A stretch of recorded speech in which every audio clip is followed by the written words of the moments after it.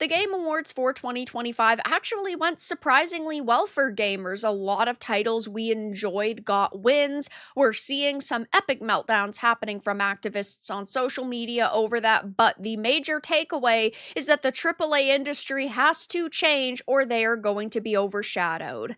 I have a few different things to show off, but before I get into the topic, if you enjoy the content I create, check out the links in the description, join the community in my live streams, and consider supporting through Patreon or YouTube memberships. Now, for years, we've all been saying that indie and AA games are leagues above AAAs, and this year really proved that.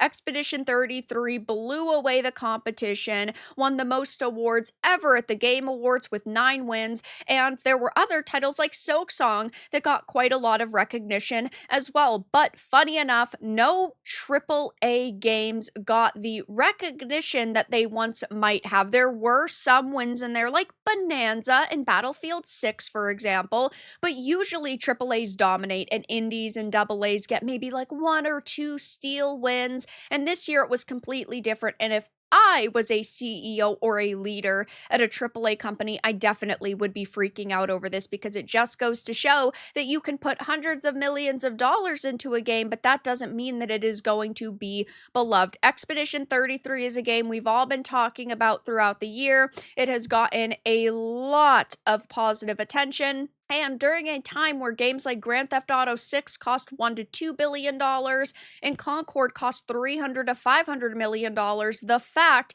that Clair Obscur Expedition 33 is a masterpiece and had a budget of less than $10 million is absolutely insane. And it just goes to show that passion won in the end, that creativity won in the end, that not listening to your corporate overlords actually can pay off, and you love to see this happening. So if you didn't watch the awards, I did live stream them if you want my full reactions, but Expedition 33 won the most awards ever at the Game Awards with 9 wins: Game of the Year, Best Game Direction, Best RPG, Best Narrative, Best Art Direction, Best Score and Music, Best Debut Indie Game, Best Independent Game, and Best Performance. Jennifer English as Mayel. And while we are seeing some activist meltdowns over this, people who are very, very upset and saying things like no game deserves to win 11 awards, it's unfair for any game to win 11 awards, most gamers are saying you're stupid for having this take, and that Expedition 33 really did win what it deserved. This person said, just imagine if one movie won half of all the Oscars. I don't care how good E33 is. It could be the best game to ever exist, but it shouldn't win 11 awards. So you're saying if it's the best game to ever exist, it doesn't deserve the recognition that it rightfully deserves? Like, that makes absolutely no sense, but you can't expect these people to actually think about what they're saying before they do, because they're idiots. And gamers are pointing and laughing at the AAA industry and praising good game devs. Just goes to show that you do not need a lot unless you're retarded. It's crazy how bloated a game's budget gets when a dev team is DEI hires and takes 5 to 10 years to make. Music won Best Score from a dude he found on SoundCloud. They learned to make games on YouTube straight to Game of the Year, yeah, which is absolutely phenomenal to hear, that you don't need to be a part of this big circle jerk industry to actually find success. You just have to be good at what you're doing. In this case, you know, the best composer or the best artist or the best designer, and you can put together a really special piece that millions of people end up absolutely loving. Absolute Cinema, all the AAA devs who got their asses kicked by an indie developer at the VGAs right now, and it's them having a meltdown. And yeah, I bet that they are really upset, because being a part of the AAA companies like Bethesda or Obsidian or Bioware, that used to mean something. If 15 years ago, you got a job at one of these companies, you would be over the moon because they had such a good track record. You expected to be able to ship an amazing game that lots of people love. But now with AAAs, we're seeing more failures than successes. And then you see these small teams sweep into the industry and dominate. Yeah, it does show that there is a major change going on.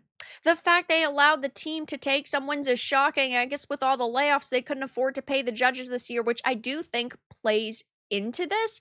We have heard that over the past 2 years, 50% of video game journalists have been fired and laid off. So the pool of people who are actually doing the nominations and doing the judging is much smaller now. So maybe that means better things to come. I still think that the Game Award should at least be a 50-50, 50 critic and then 50% fan. But right now it's 90% critic and 10% fan. I think that's ridiculous. But there's people saying deservedly so. The fact that the art direction is better than DS2 and Yote bamboozles me. They deserve a lot of W's, but I think Silksong absolutely deserved Best Art Direction and Best Score and Music Awards. I could agree on Independent and maybe even art direction. I loved Silksong. I wish that it had gotten a little bit more recognition, but best score and music, while they're close, it still goes to Clair Obscur. This game is an industry plant. I definitely don't think that's the case. Well deserved. It was an incredible game. I think it's time to buy the game on my next payday. And they also had shadow dropped the new content at the same time. So it seems they were feeling pretty confident in that win. And I had talked about this in another video, but Expedition 33 dominated the Golden Joysticks. Expedition 33 won everything that it was initially nominated for: storytelling, visual design, soundtrack, performer, and supporting performer. It crucially rose above the packed field that made up 2025's Ultimate Game of the Year shortlist to take home the biggest prize of the night. And to top it all off, the game's developer, Sandfall Interactive, won Studio of the Year. Expedition 33 wasn't the only multi-award winning game. It was Yote, Silksong, Peak, Grand Theft Auto 6, things like that. But at the end of the day, we see Expedition 33 doing way better. And if you take a peek at all of these different award shows and what Expedition 33 is winning over, it's kind of shocking. You have things like Assassin's Creed Shadows, which only got a single nomination in the participation category and still lost. You are seeing games like Battlefield 6 being beat out. You are seeing games like Kingdom Come Deliverance 2 being beat out. Games like Ghost of Yote being beat out. And there were some games that were not even nominated for anything that were supposed to be big this year, like The Outer Worlds 2 or even Avowed. Obsidian releases 2 games in a year and neither of them are nominated. Yeah, that's a pretty bad sign for the mainstream industry. So I love to see great games getting the recognition they deserve. I will also be covering some of the meltdowns that we are going to be seeing happening. But this is a great thing to hear, and while I want to hope that the industry is going to change, you never really know. They might just see this as a odd year, and next year they're going to throw even more AAA slop at us, but at least for 2025, Expedition 33 dominated, an amazing game, got a lot of praise, and you love to see it. But that's all that I really had to discuss in this video. Let everyone know your thoughts in the comments below. If you found this important and informative, make sure to give it a like, share it, and subscribe to the channel. And if you didn't, give it a dislike. I appreciate your support either way, but I'll talk to you all again in the next video really soon.